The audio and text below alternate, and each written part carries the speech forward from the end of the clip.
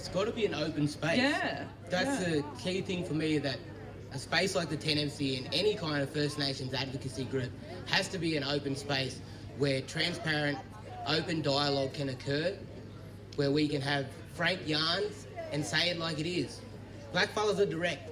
We don't beat around the bush, we say it like it is, and we mean what we say. You know, we keep talking about what we were afforded, and at the end of the day, when I think about what we were afforded off the back end of the mob, is that they had intention behind that. And the way that they portrayed that to our oppressors, to the government, was in a manner that the government thought that they were going to assimilate us, that they were going to further the colonial project, but actually worked in direct opposition to their intent. We now have learnt their systems. We know their ways. We're in there currently working. You know, we have black mob. Weaponising our education, like Ruby said. Exactly. And it's about what we do with that, how we fight in different ways. Our sovereignty is always going to be here. Our sovereignty will never leave us as First Nations people, but it's what we do to find our way back to that as individuals, as collectives, and how we utilise that knowledge that we've been handed by our old people to really make that change. You know, it's about taking their systems and the knowledge of their systems, utilising that knowledge and that understanding that we've developed, and putting it towards a better use and a better way of doing things. Our Mother Earth is sick. The climate is changing, and that relates directly to land rights. That relates directly to how we manage our country, how we engage with our country. At the end of the day, our land is living. It's living, it's breathing, it's got life. And if we don't nurture that, like colonisation hasn't nurtured it, then we're going to lose it. It's going down. And I know we say, you know, like the climate crisis, there are answers within First Nations fight for justice. There are answers in the way that we come together. But non-Indigenous Australia and the government has to recognise that and truly recognise it. None of this tokenism shit, none of these, you know, reconciliation. What do we have to be sorry for? What are we reconciling for as a First Nation people? We've got everything stripped of us. I don't even speak my native tongue because of what happened in the past. These are the ongoing effects that happen as a result, and it all starts through reparation. It starts through land being given back. Now we can't just, you know, we could have our own institutions recognised as a sovereign agency, but we still got to coincide with the white man. We have to. There's this, like I said before, they're not leaving anytime soon. But it's about how we really use our power, our black power, our resilience. The one thing that's kept us here fighting.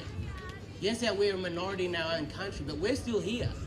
After everything that they've thrown at us, everything that they've done to our grandparents, everything that they've done to our generation prior, everything, the deaths, the massacres, the pillaging of our language, everything, our culture.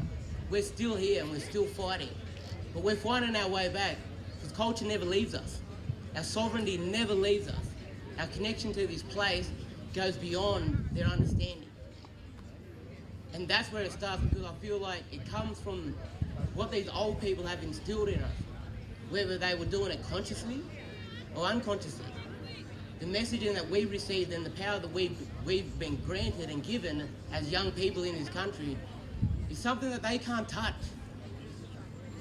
I think Sis says it nearly every morning in her lives. We wake up black, deadly and beautiful. And that's because we are. We are black and we are deadly and we are beautiful.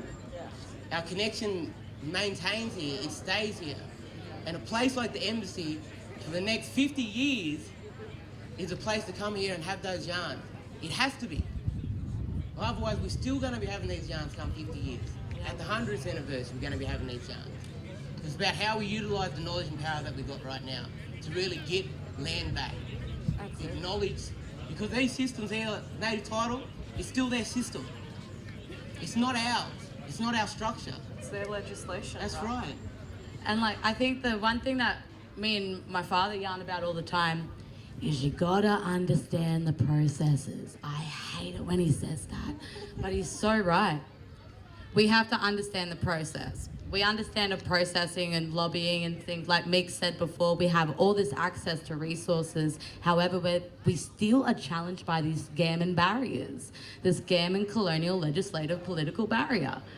And this is the only thing keeping us from truly like reparatory justice and land back and everything like that.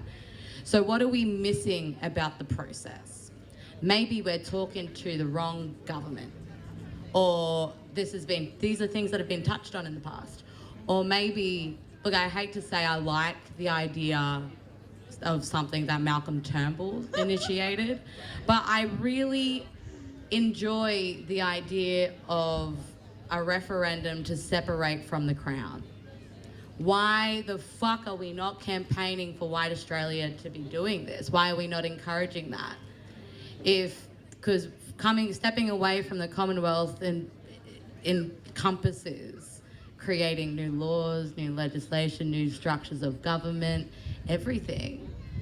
So maybe, just maybe, I would love to have a young person's conference where we could truly talk this out and truly envision a 10-year plan and put things into place.